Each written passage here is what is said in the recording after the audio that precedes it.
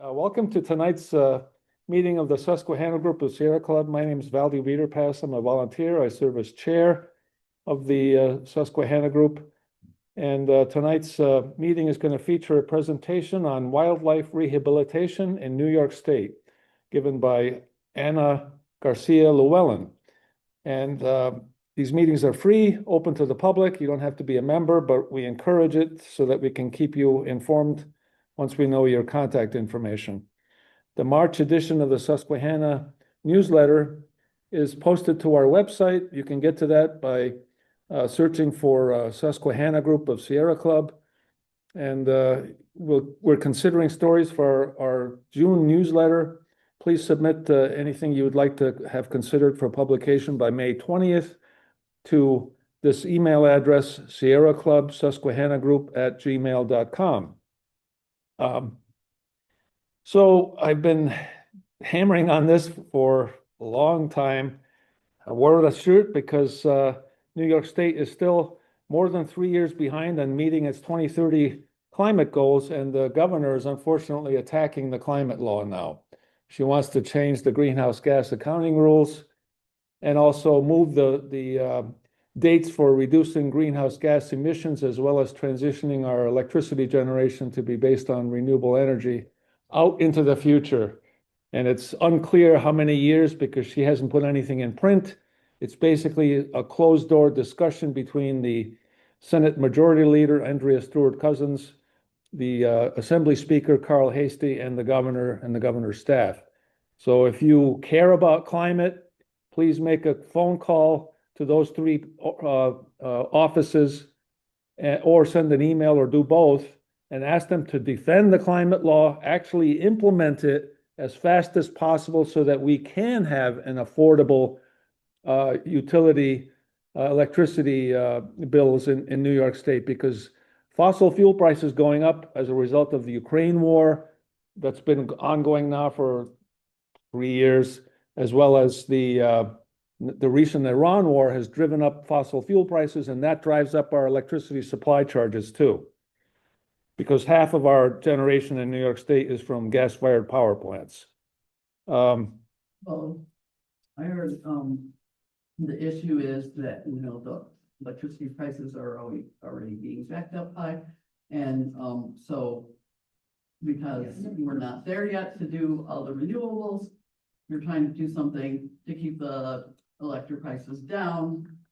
But the problem is, and this is what I think, and since I heard this, I've been ready to write another letter to her.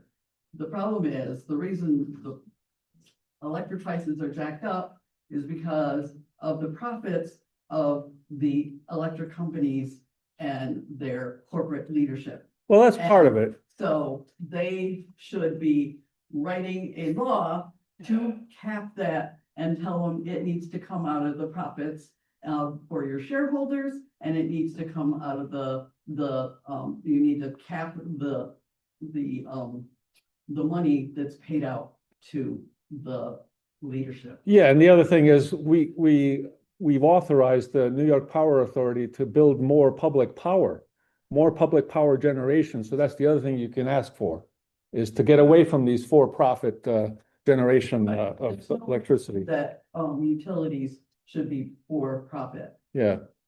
All right. So anyway, I'm going to let that be aside now. The other thing that happened locally is that there's an AI data center that is expanding in the old IBM campus. It's now called the Huron campus in Endicott, and the name of the company is Global AI. And it's founded by some people that used to be research scientists, computer gurus, and also former chair or president of IBM. And there's several other people involved, and a Saudi company is partnering with them too. And they built a gas-powered fuel cell that's 9.4 megawatts that is now close to coming online in the parking lot on the east side of the IBM campus. So that's another recent development that happened, and we're trying to keep an eye on that.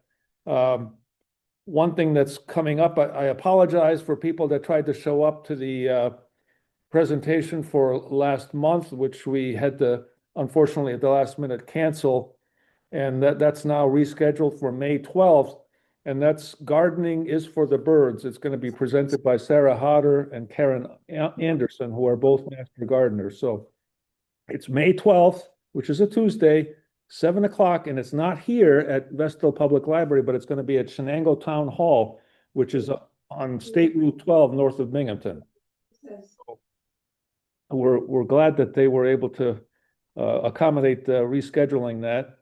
Another thing that's coming up next month is our regular membership meeting on the 19th, and that's featuring Rick Marcy giving a presentation that he calls The Changing Face of Nature, and we will present the Linda Spickard Environmental Award to him for his ongoing extended work for decades, trying to educate the public, trying to get the public interested in wildlife, and also his leading trips for birding and sharing his wildlife photography. And so we're going to be happy to give him that award. He truly deserves it. And then in June, on the 16th, it's going to be Jeremy Waddell giving a presentation on the Southern Tier Land Conservancy, where they're going to be dedicating a new nature preserve in honor of Julian Shepherd. So they're going to name it after him. So that's going to be a welcome thing to hear about as well. So, and one other thing.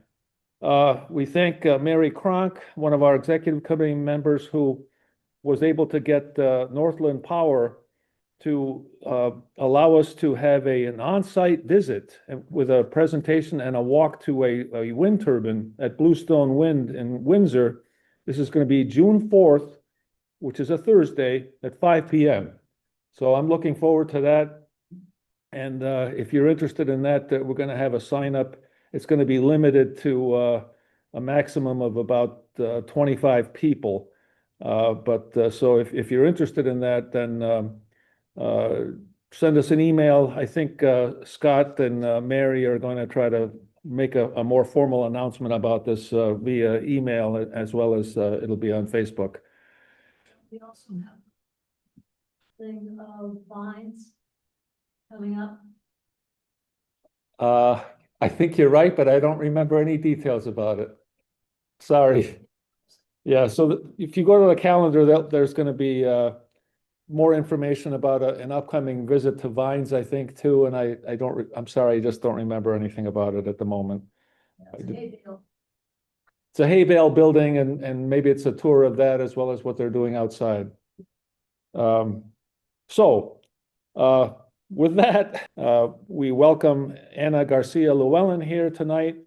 She's giving us a presentation on wildlife rehabilitation in New York State. And she's going to talk about what is wildlife rehabilitation, what's involved in getting and how being able to do that in New York State. It involves passing an exam with 100 multiple choice questions given by the New York State Department of Environmental Conservation. You need to get a score of 80% or higher to get a permit to do it. And wildlife rehabilitators are not tax paid. They are supported by volunteers. So please, if you care about that and you appreciate them taking care of injured animals, support them with donations. A lot of wild animals in distress only have so much time before they decline and possibly pass away. Wildlife rehabilitators working in conjunction with the public and animal control officers promote safety by encouraging people to call them or call the Department of Environmental Conservation prior to handling animals or intervening in a potentially dangerous situation. The public can help the wildlife rehabilitators by volunteering, donating, advocating, educating, and encouraging safe protocols when handling wild animals. So a little bit about the biography of Anna. She is a licensed veterinary technician and a licensed wildlife rehabilitator for New York State, as well as a dog control officer. She's been a resident of Tioga County her entire life and has been doing rehabilitation for the last 8 years, helping to advocate, educate, rescue, and rehabilitate and release native species. Additionally, she also enjoys fishing, hiking, hunting, riding her dirt bike, and anything to do with dogs and horses. So thank you for agreeing to do this, and welcome. Okay, so I am more than happy to answer questions as we go, because if you wait until the end, I'll forget. So feel free, we'll just answer as we go. That's totally fine. So as he said, so I'm an LVT, I'm a licensed veterinary technician at Cornell University in the ICU. And then a licensed wildlife rehabilitator. So I have my state permit, and then I'm pending my federal permit currently. It might take a little while, but we're gonna cross our fingers and hope. So these are a couple of the pictures of some fun stuff that I've had, and then this is New York State chopped into the regions that DEC numbers them as. And I'm gonna sneak over here so I can. Okay. Oh, do you? No, go ahead. Oh, okay, I'm sorry. No, it's, Okay. So our rehabbers role in the community, and I'm gonna try not to just read from my slides. So we take abandoned, injured, or orphaned wildlife. We educate, so we advocate and educate for our native species. We want to make a difference. Places like Waterbank Conservation work really closely with me. All of the land that they have, like the Appalachian Marsh, the IBM Glen, Brick Pond, and then the conservation itself that has land up there, like they call me all the time when they have issues, when they have hikers that find injured animals. Conservation is a big thing for us. And then we actually aid in research. So I submit my logs every year to renew my permit, and they want to know what we got, and where it came from, and why, and all of those things. And so if we have like a big area of disease or virus or something, you know, someone puts out rodenticide and it kills a whole chain of animals in one area, you know, those are things that they can follow those trends by what we submit every year, which is pretty cool. Sorry, I have to keep. I don't know if there's a better way to do that, but I'll just move over. So the why is, it's a very good icebreaker. So if you go on a first date and you tell someone that you're a rehabber, they might leave, and that's okay. It's better to get it out of the way. So there's always a lot to learn. It's very exciting. It's a fantastic hobby. When people ask me what I do for fun, I say this, and they're like, what else do you do? And I'm like, this all day long. I obviously have hobbies as well, but this is a big one. So it's a very fulfilling experience, and you'll never be bored. I honestly, I'm like sitting in my house, and I'm like, I'm kind of bored, and it's like, I don't have time to be bored. I don't have money to be bored. So I feel like it also puts things into perspective. So when someone calls me and they say, I have this little map turtle that came from a parking lot in Binghamton, and we don't know where it came from, it was under my car, which is weird. Map turtles are native to here, but they're river turtles. This turtle's pretty big. I mean, my hands aren't that big, but this turtle is pretty big. They're very flat. They almost look like a sea turtle. So I actually released him. He was just like a relocation. I released him into the Susquehanna for DEC. They said that that was fine.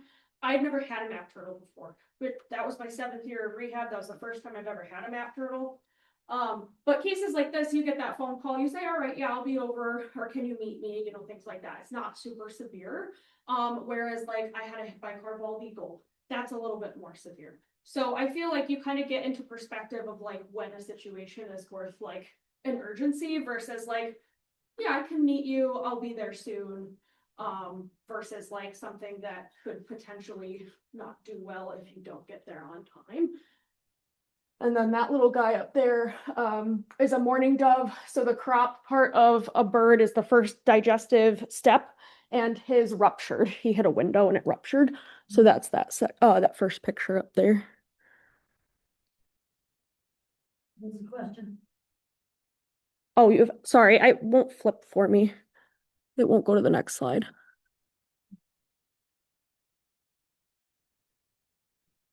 Oh, did I get it? No. Oh, one.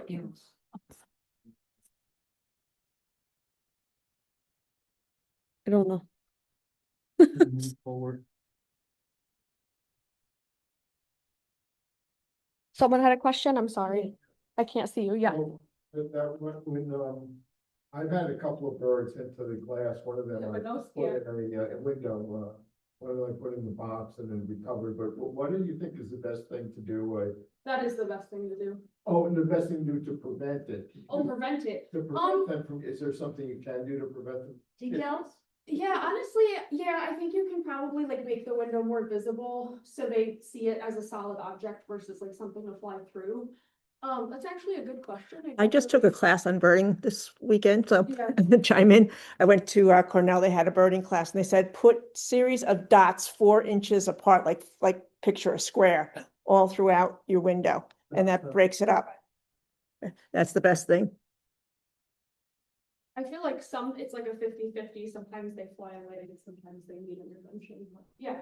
Is there requirements for your license for you to have like a certain amount of land, certain amount of places to keep the animals? No, so you pass your exam, you pass a phone interview. If you are looking into getting into something like birds, they do ask, they wanna know like your cage enclosure sizes. They wanna know what materials, like building materials you use, what you intend to rehab. Like literally like, I just went through all this applying for my federal permit, like I had a tape measure out, I'm like measuring every page that I have. Trying to figure out like, Over in the left. you know what? corner. because they have a published book for standard rehabilitation, of like cage Okay. sizes, age of birds, things like that. One more, two more actually. Sarah, One more. Anna, it's down here Okay, you're just clicking. Okay. Okay. at the It got so bottom, mad at me when I tried to arrow it. bottom left. Okay, Okay. all right. But yeah, so if you apply for a federal permit, like US Fish and Wildlife, they wanna know all the things. They wanna know like the location, and then I actually like applied with, I think I had 3 other locations of places that birds can go. Post my rehab because I don't have a lot of space. So I take them for the initial triage, you know, maybe a day or 2, and then I send them to their place.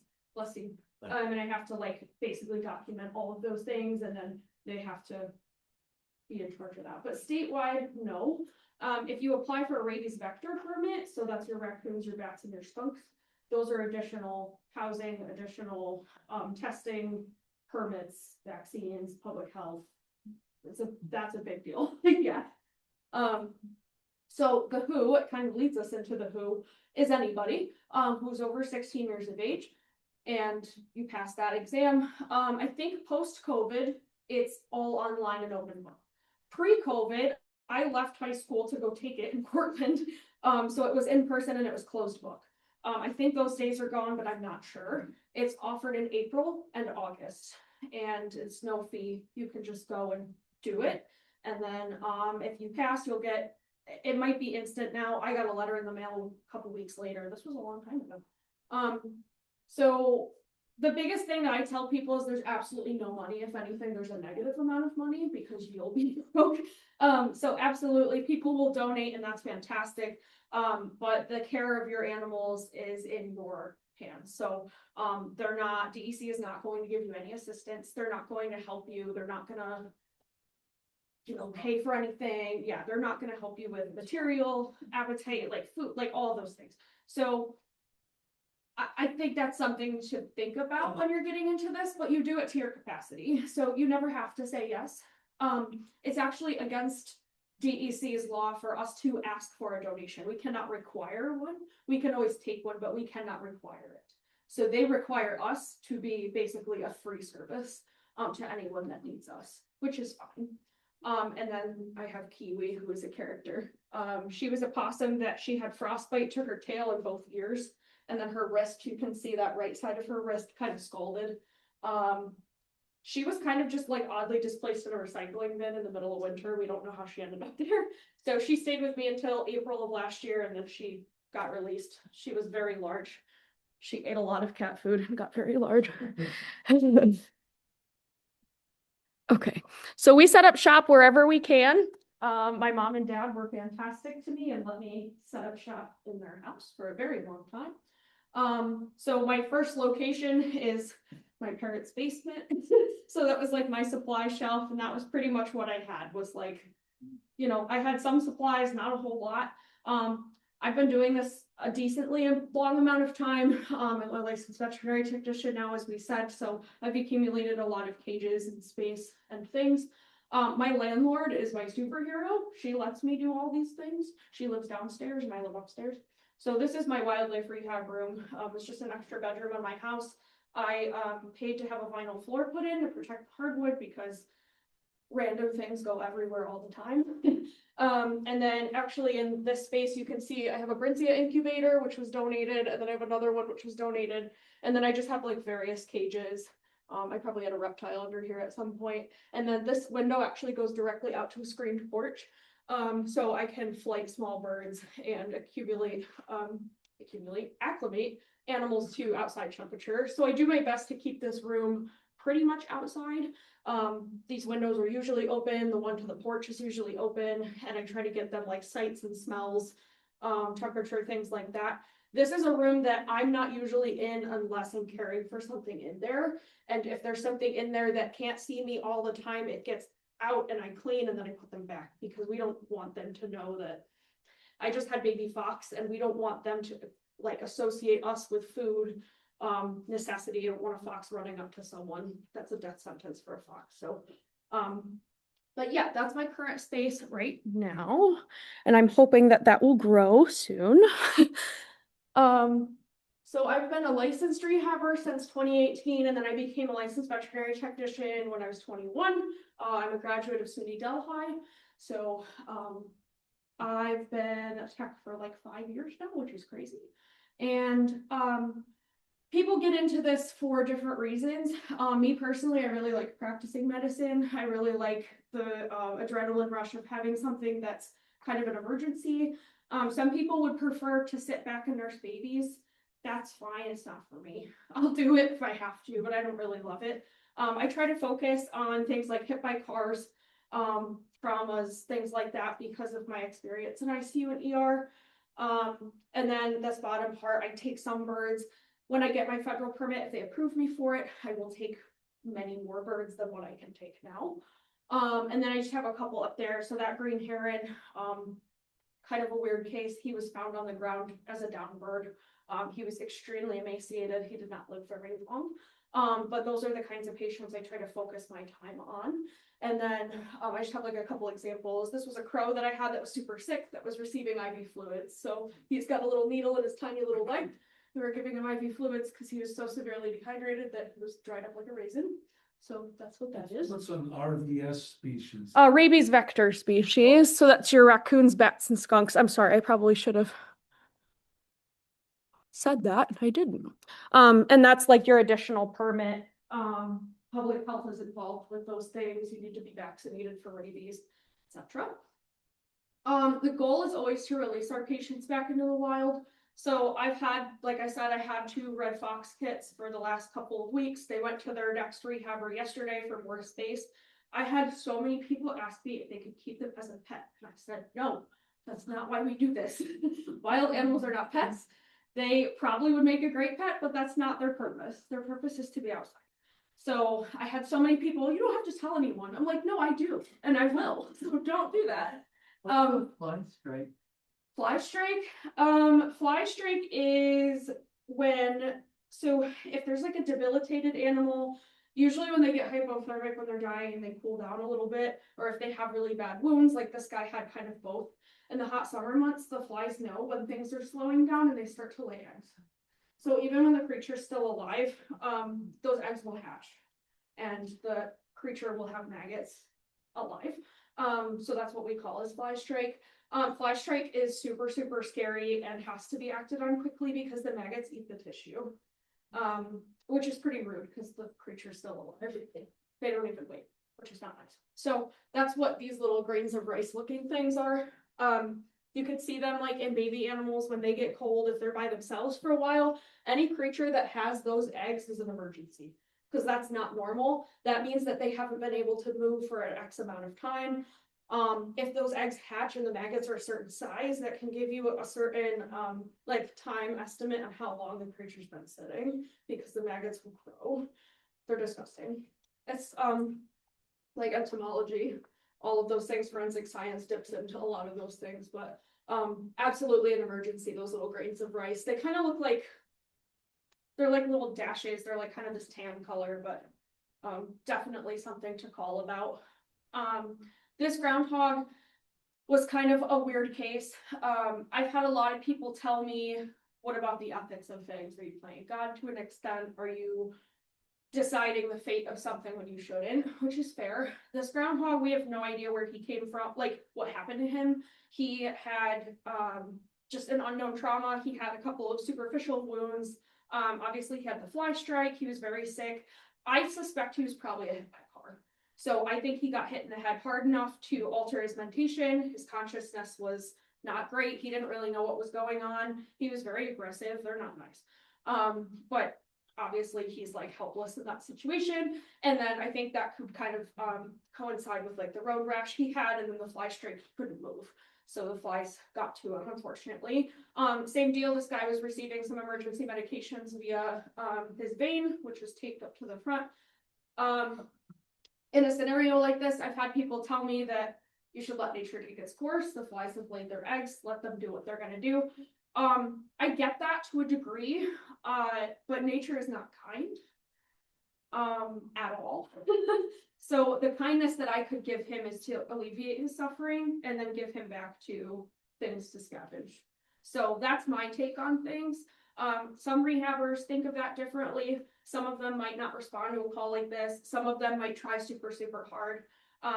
I kind of go with whatever he's telling me. This guy wasn't really responding to emergency drugs. He wasn't responding to emergency fluids and things. Sometimes, especially with traumatic brain or like any kind of concussion, it takes a while for them to recover.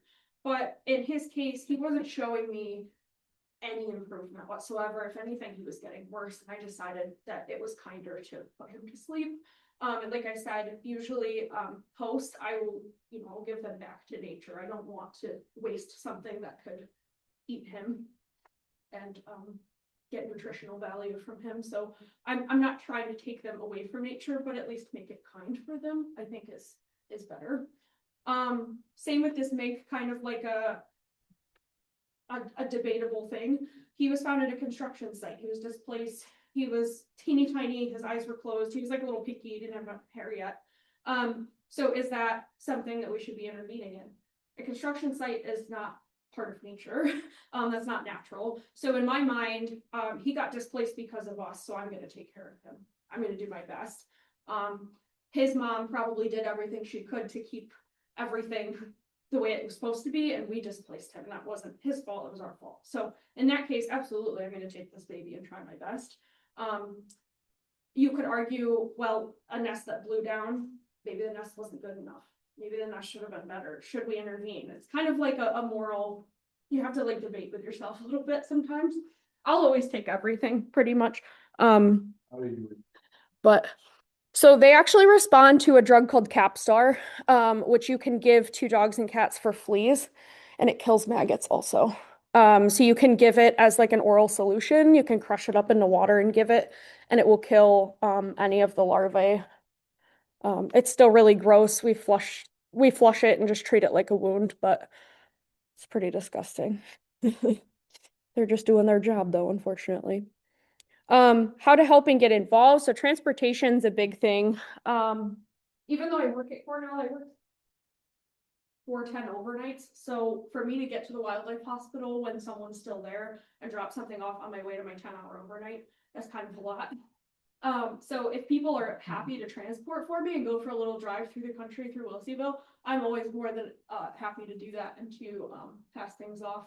So we try to network the best we can. If I meet someone who found something and they're super interested in helping and they want to be on a transport list, by all means, I might call you for, especially turtles. Turtles like having a ride up to Cornell. It's always good. I'm always happy to help in terms of like if people want to come in and see kind of what I do. Some of the need that I have at least is capture. I'm one of the younger rehabbers in our county, and they kicked me out to run down birds and catch Canada geese on golf courses, they get attacked by things. So the older rehabbers are like, I put in my time, this is all you, and I'm like, okay, fine. So sometimes it's best, like I had a Canada goose and endicott, sometimes I just need another person to be a barrier. You don't even have to do anything, but if you stand there, the more people, the better we can surround the bird and safely catch it versus like me like literally chasing this thing around. It doesn't work very well. So like I said, it's difficult to catch them alone. Ask me how I know. I'm like throwing the net and the bird's just leaving. Like, okay. So, and if you don't want to do it all on your own, you don't want to be a rehabber, you don't want the state logs, you don't want involved with DEC, you know, you don't want people calling you, totally okay. We will always take the help. Like I said, we can transport, you can help me capture. If I do have babies, if people are interested, you know, you can always like come over and see them, see how I care for them. It's kind of difficult because I work out of my house. So that's what I said. It's like kind of like a new roommate. Yeah, of course. I have a hard time hearing you online. Maybe we can stand closer to the computer. Yeah, do you want me to just move sides? Yeah. Yeah. Thank you. Yeah. So transport, help raising babies if I have them. I don't always have them, but I'm more than happy to have people come see what I do. Have a shadow, that's totally fine.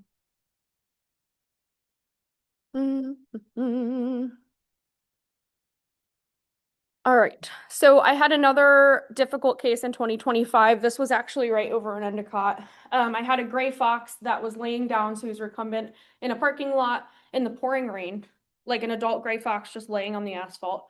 And I got the call because someone was on their lunch break and they were like, this isn't right, what's going on?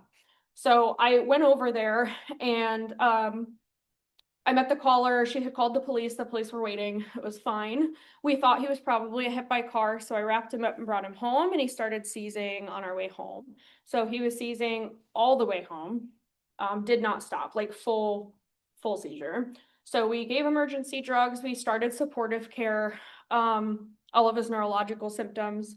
If fox get into rodent bait, rat poison, they can have seizures. Fox are big carrier of rabies. That can be a symptom of having a rabies virus is seizing. So there's a whole bunch of things that it could have been. I assumed it was probably a head trauma because he was in a parking lot. I thought he probably got hit. But unfortunately with fox, the differential for us is rabies. And we don't know if they have rabies unless they're dead.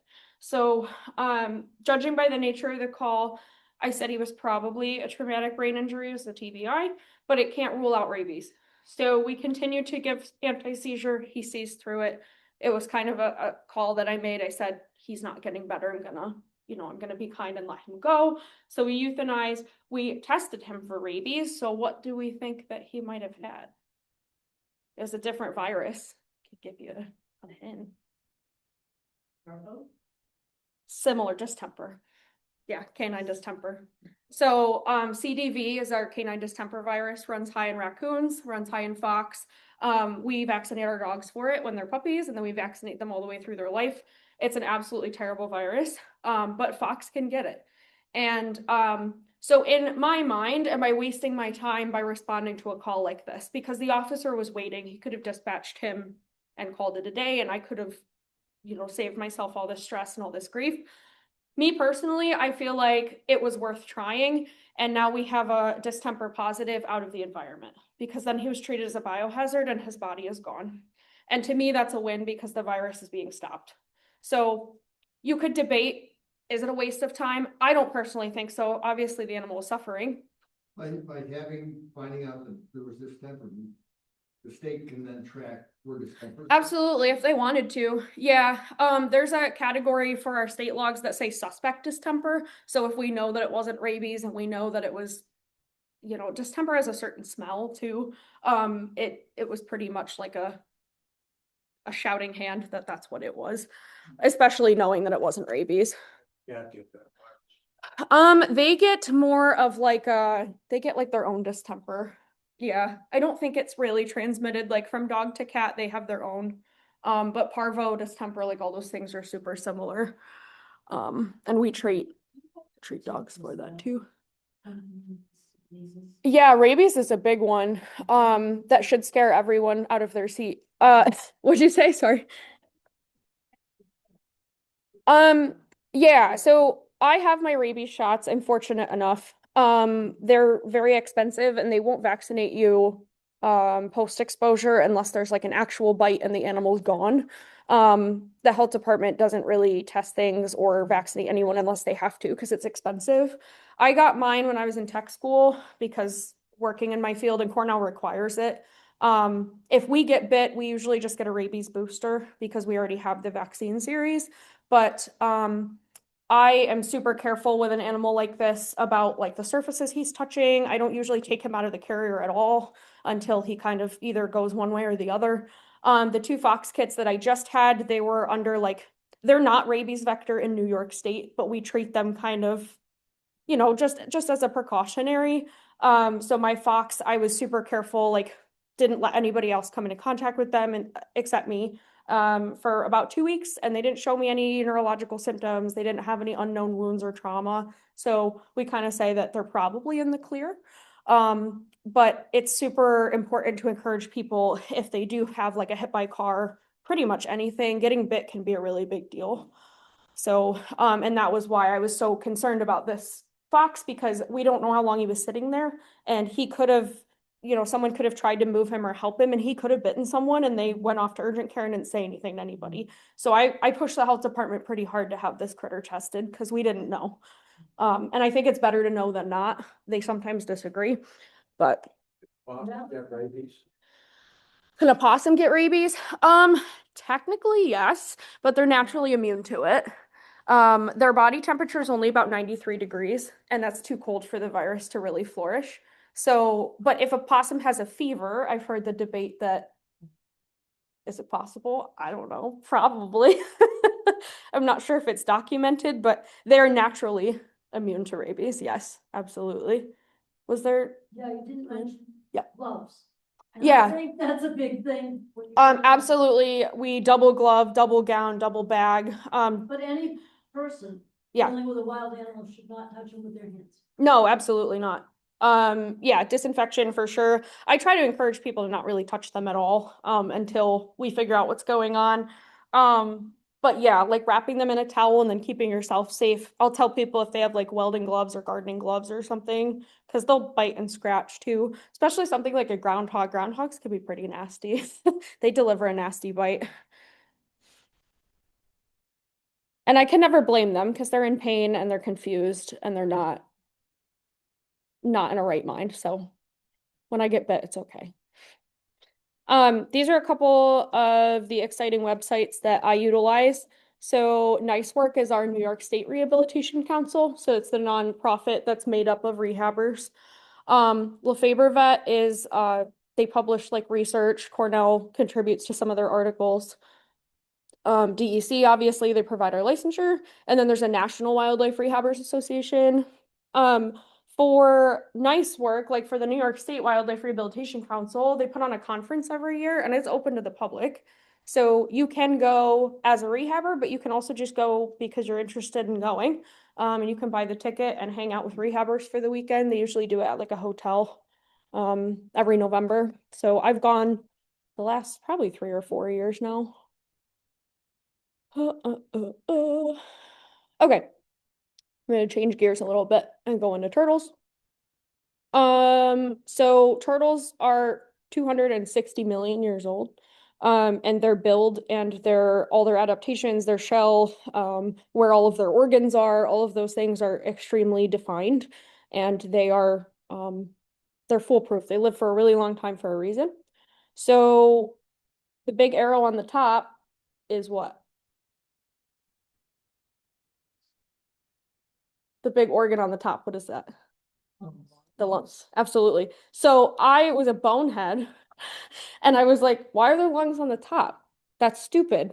Their shell's right there. Their shell breaks and cuts the lung so they can float. I'm silly. I'm very silly. Yeah, no, it took me a long time. I was like, oh, wait a minute. Okay.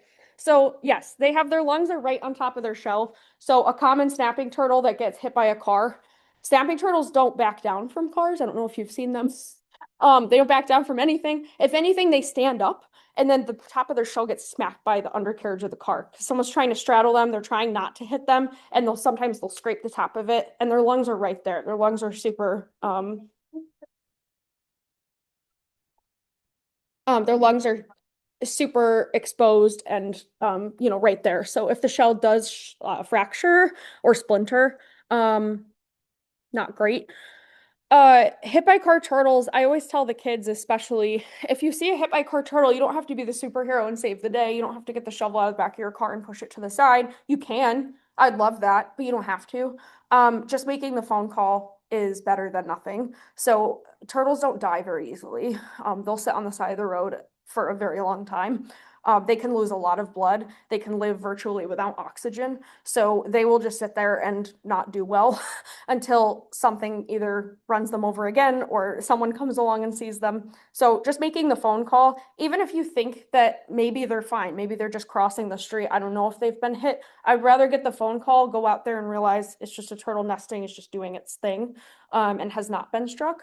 So I always tell the kids, I was like, it's always important to call. You don't have to be the superhero, but calling is good. For example, I had a patient that was hit on Industrial Park Drive by a semi and was still alive and trying to bite me. The snapping turtle was, I think she was 22 pounds. She was very large. She was very old. Unfortunately, she did not survive that injury, but she was very much alive to the best that she could be. She wasn't showing me that she was weak in any way. Wild animals are stoic, as we know. And turtles especially are pretty difficult to practice medicine for, reptiles especially. They have significantly less research than mammals and birds. So the things that we use like drugs, you know, pain control, all of those things, like for turtles, like it's still sometimes a question mark when we do those things, but they do still experience pain. And their shell is the equivalent of their spinal cord. So it's not like, I tell the kids again, it's not like they can climb out of their shell and kick the shell to the side. Their shell is their back. That's their body. Their shell cases all of their organs. It's their rib cage. So they're a part of their shell. And they obviously feel pain when that happens. I've had a couple of failed euthanasias with turtles, people who intend well. And like I said, turtles are very stoic and very tough. Unnecessary human intervention, things like that. So I've had people tell me, oh, well, my dog came through the dog door and it had a turtle in its mouth, and the dog bit through the turtle shell and punctured the lungs. And unfortunately, people are like, oh, well, you know, and it's like, just because turtles can be easily caught doesn't mean they should be. So these are some of my highlights. I could talk about turtles the entire time. So this is a female snapping turtle. This is also important to call. This female snapping turtle was dead. She fractured her pelvis and she shattered her shoulder.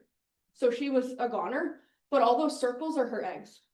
That's what she was doing. She was crossing the street to lay her eggs. So she had 32 eggs.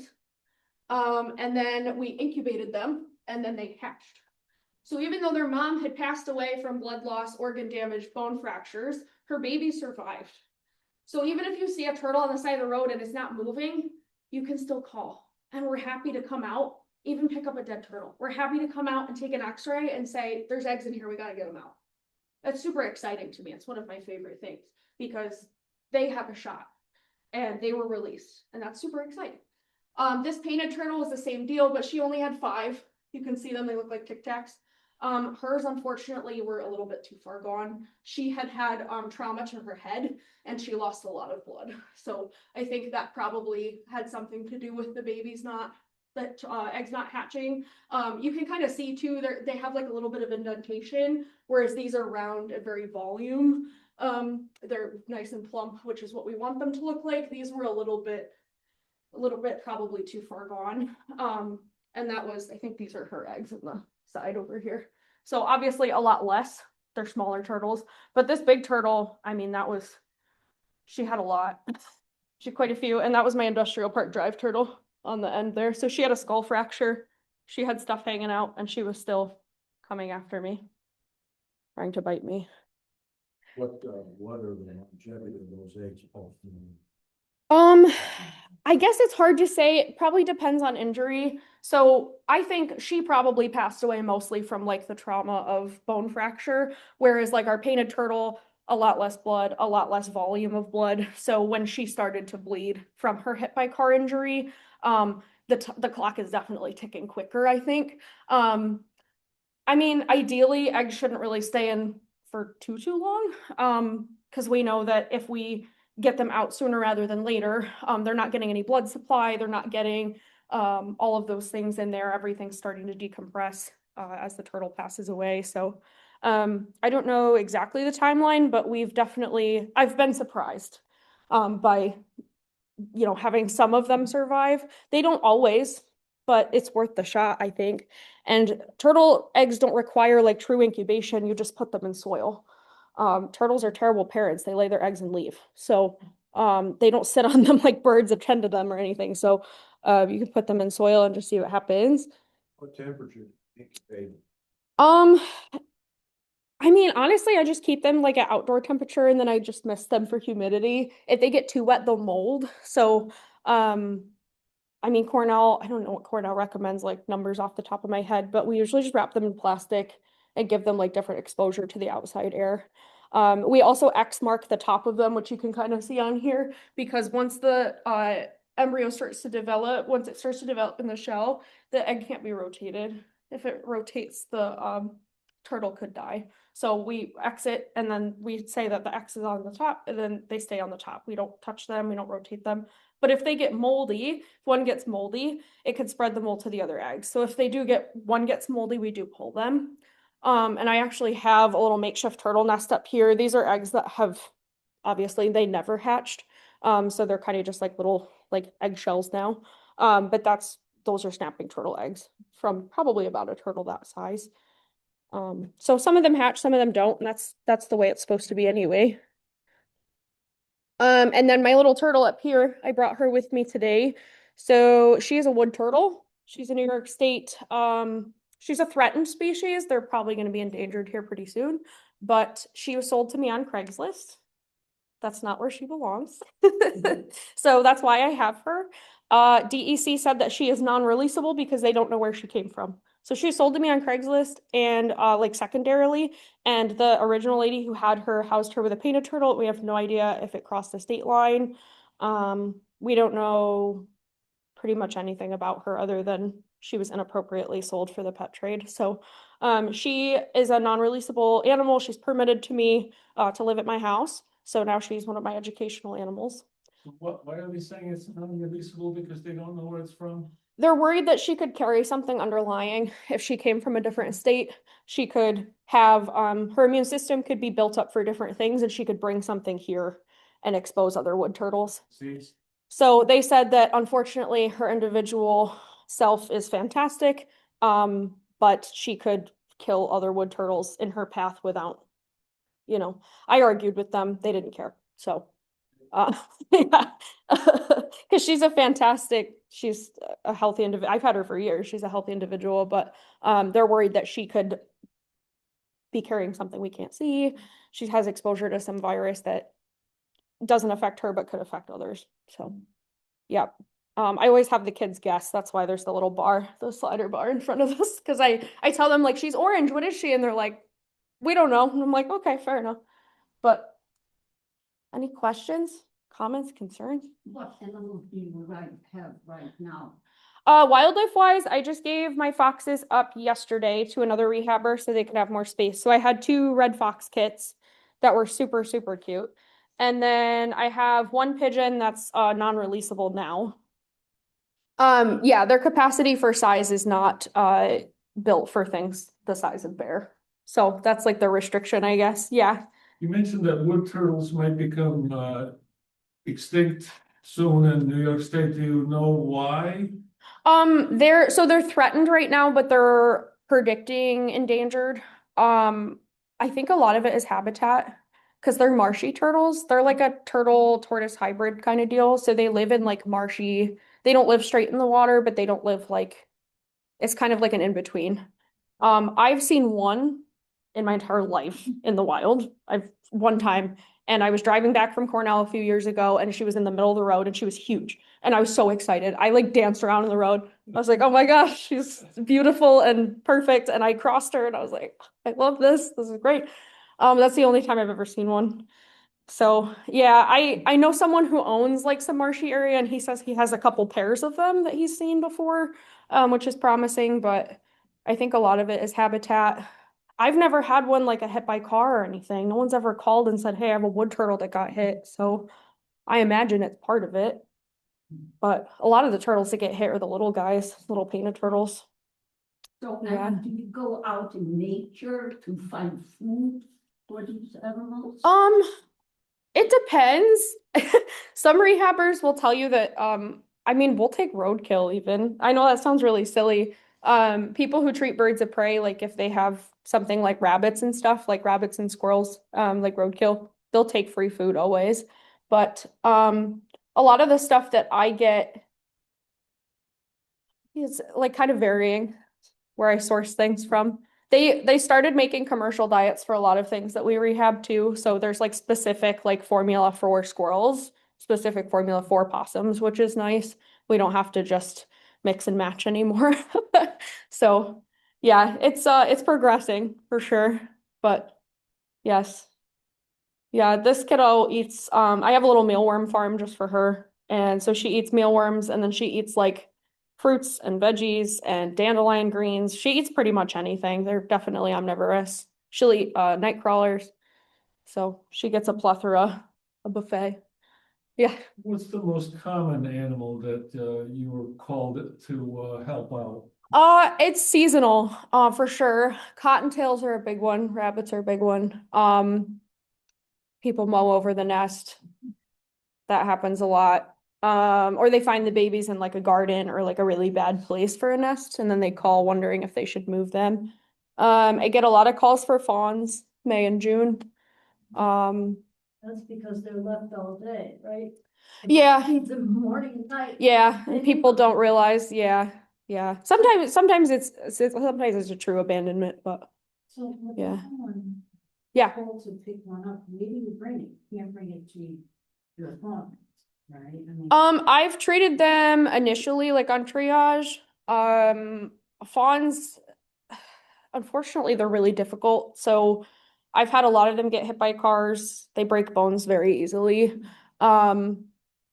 Sometimes they get really sick. If something does truly happen to mom, they get diarrhea pretty quickly. They get fly strike pretty quickly, and then they start like getting up and asking for help pretty much when they're wandering around vocalizing. That's a fawn that's not doing well. If they get up, then there's something wrong. If they're wandering around looking. So we don't, DEC is weird about deer. Currently as it stands with a regular state permit, we're not allowed to do anything with deer. That's a fairly new law that they just put into place, and that includes fawns, even though they're so small. Cornell will always take fawns though. So if they do get hit or they are really sick, Cornell will take them when they're little. Have you Yeah. ever treated a skunk? I'm not allowed to. Yeah, they're under the rabies category. There is a woman in Tioga County, Cheryl, in North Valley. She treats skunks. Mm-hmm. I have a lot of business cards with me that have my phone number, so if you want to take one, yeah. Yes, Anna, do you do anything as large as deer? Larger than deer? Do you Is do it- anything as large? No. or- no? Yeah, I'll come out for a hit by car if deer are hit by cars and they're on the side of the road alive. Sometimes police departments will come out, sometimes they won't, it depends. I'm always willing to assist. But bigger animals or like animals that are dangerous to approach like that. I got swung on last year. I had like a button buck and he whipped his head, got me pretty good. I always encourage to call DEC because they'll come out and do what they have to do. Yeah. You talk about secondary rodents. Yeah. Yeah, I took a whole course on it at conference. And we even see it at Cornell. People's dogs get into it. Yeah. It's a big thing for birds of prey. Massachusetts is possibly outlawing it. Is it? Yeah. Yes. No, that's fantastic. It should be. It should be Yeah. outlawed, yes. Yeah. Definitely something we deal with. Because what? Yeah. The owls, foxes. Yeah. Yeah. Coyotes. Yep. I've even had rodents ingest it. and they just turn white as a sheet. They don't last very long. Just one. but, And the so- rodenticide, yeah, secondary for sure. Big ones. Like the big green blocks of rodent killer. Yeah. Mm-hmm. Yeah, so it affects the coagulation. So when you get a cut and you clot, the rodenticide stops the clot. So they basically just bleed. Yeah, it's not a good outcome. It's not a good way to go. And then if the rat dies from that and something eats the rat, they can get the secondary poisoning from what the rat died from. Oh, because it's dying of it. Right, absolutely. Yeah, That brings up, I was wondering, when you take a cadaver and put it out yeah. to be carrion, if it has whatever you've injected into it, would that Yeah. affect? Yeah, no, it makes them a biohazard for sure. So I take that into consideration with antibiotics. There's a lot of antibiotics are banned in food producing animals and just in the ecosystem in general, we don't want them in there. So, things like that, different things that Fly, fly strike. and if you said. Yeah. You had to euthanize them. Correct. But you had given him IVs of things. Yeah, so we can euthanize with things that aren't necessarily toxic, I guess, if you will, when they're that far gone. But if they are euthanized with something toxic, absolutely, I treat them as a biohazard. So it's like a double, triple bag, dispose of, unfortunately. I always tell them they're not garbage. I tell them, make sure they know. I feel so bad. I actually have a crematorium that works with me too. So if I had a potential deer pox question mark fawn, which is carried by insects, and I called Cornell and they were like, no, you have to get rid of, like, incinerate that because the flies will bite the dead deer and bring it to live deer, is what I was told. So that was a circumstance. I brought her to the crematorium and they took care of it for me, which was fantastic. But yeah, definitely something to take into consideration. Yeah. They don't really love antibiotics in some animals, like, period. So that's something too, like if they're gonna be released and possibly hunted in the future, it's something we have to think about. Yeah, Have you ever rehabbed a venomous snake? I have not. I've never gotten a call for one either. I'm gonna now, but no. Can you imagine? That would be pretty cool. I've got, sorry to bring climate change into. No, you're fine. But, I'm wondering if you have seen, problems with animals, in stress because of either extreme heat Too hot or too cold. or extreme cold. We're Yeah. getting both because of climate change. Yeah. I don't know if I could say absolutely yes, but I'm gonna lean yes. I've had animals come to me in the middle of summer. We've had like a terrible heat wave and they're just like terribly dehydrated. Like whatever happened, maybe they were too far from water and they just got debilitated and then it just spirals. Or even that possum, like why was she in a recycling bin in the middle of February? You know, and that was a really cold week. I remember it being like 0 that week and that she got frostbite. So I don't, very possible, yeah.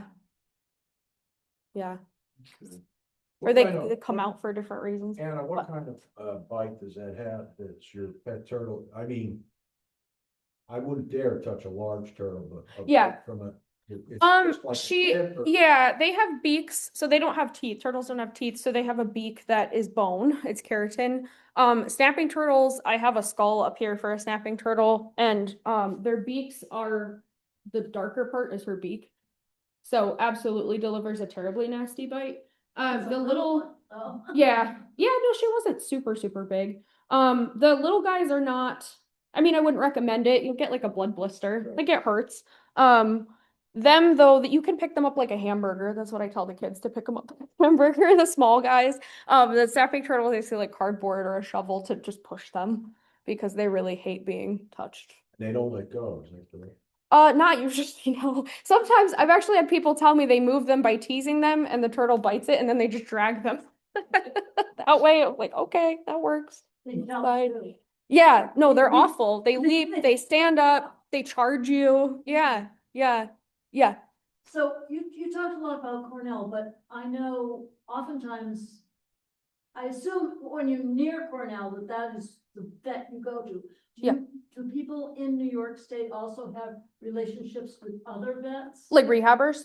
Yeah, rehab. Yeah, so when I applied for my federal permit, which was just the other week. The vet that I worked for at my first job ever, he's a retired dairy vet. He opted to be my vet.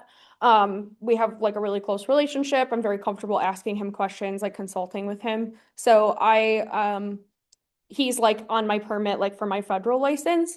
For my state license, they ask that you have a vet that you work with, but they don't necessarily ask for the information. If you apply for a rabies vector license, you need a vet that signs off. Because you can't obviously deal with rabies without a veterinarian present. So, but yeah, there's definitely vets that will treat wildlife, I would think. Trying to think like, yeah, I mean, when I worked in private practice, I would bring like the x-rays of those turtles. Those were x-rays that I took. So depends on the practice owner and the vet, what they're willing to do for you. Does New York State inspect facilities of rehabbers? I know they do in Massachusetts. I don't know what they do here. No, not your regular state permit, no. But a DEC officer is welcome in your facility at any time and you can't tell them no. So if they suspect that you're doing something you're not supposed to do and they knock on your door, you can't say no, go away. So they're authorized to enter your facility at any time they ask. So you kind of have to go with caution. The biggest thing I worry about is how messy it is in there sometimes. Yeah. Is there a course you take? Yeah, so they have a huge guide that you can print online with the DEC, like all the information for licensure, and I actually have it printed in a binder. It's kind of outdated, should probably print a new one, but it's like the regulations of like what you can and can't do and like the things that will be on the exam. A lot of it is common sense, but some of it is legality. They want to know that you know what you're allowed to do. And those things have changed so much since I got licensed that I should probably reprint my manual. But yeah, yes. And DEC has a really good website on all of those things. Yeah. Rehabbers are listed by county and by what they take. And you can search, there's a giant search engine for all of them if they choose to be listed. But yeah, it's exciting. The season's just getting started. I'm ready. Yeah, Have you had any, thank you so opportunity much. to rehab, fish that can live out of water for the long term? I have not. What do you mean? Well, carp and bullheads, they can live out of water for a few hours. I have And not. Somebody would say, No. well, this one, is on the Yeah. road or what about a snakehead? Which are, Yeah, I've had snakes. Turtles do it too. They're zombies when they theoretically die. I've had snapping turtles that I was like, no, absolutely dead, didn't move for hours and hours, and then you pinch a toe and they kick you, and you're like, it's very scary. The only way to confirm is with a Doppler too, because you can't hear a heartbeat through a shell. So you get like an ultrasonic Doppler, like what you'd use like a fetal Doppler, and you can put it on their soft tissue and feel for a heartbeat or listen for one. But confirming death in turtles is actually like kind of difficult. Reptiles in general, it's kind of difficult. I don't always feel comfortable doing it. Sometimes I'll send a body to Cornell just for confirmation because I don't want to put them. There's like this absolutely awful horror story of like at conference, like we do a lot with cadavers, and they had turtles in the freezer and some of them were still alive because they were never confirmed. Yeah, because they live through no oxygen, they live through being frozen. Yeah, no, it's terrible. So, no, no. So they'll just shut down. Yeah, and I mean turtles can live, I think snapping turtles can live on like 3% oxygen. Like they'll just shut their body off. There was a rehabber, wildlife vet, reptile vet at conference, and he's like, turtles are crazy because they just decide when to live. And like he's not wrong. He's like, mammals need things all the time. Like turtles are like, if you want. If you want, sure. Yeah. Did they, out and come back to life? Yeah, they started waking up after they thawed. Yeah. They started moving. Yeah. It wasn't a conference I was at. It was like a horror story that was passed down, I think. But it puts the fear of God in you because then you're like, I don't know. Like I need to know for sure. I feel like painted turtles, the little guys are a little bit easier because they're like, they stand a good fight, but they do pass. But the snapping turtles, like I've had them like 24 hours on heat and they're still doing stuff. So, yeah. How about the honor that Yeah. you showed us early on in your presentation? Did it make it? Did it survive? And Oh, I don't know where the presentation went. I haven't had an otter. Was it a muskrat? Mink. okay. Mink? Oh, it was a mink. Yes, he survived to release. Yes. No, it's okay. I was like, I would love an otter. My girlfriend had a couple of them a couple years ago. She had two. And she had a big, huge, she said they were the most expensive house guests she's ever had. They're a little vicious too. Yeah, they would attack her all the time. Yeah. Yes. They're messy. They smell very bad, but they're so cool.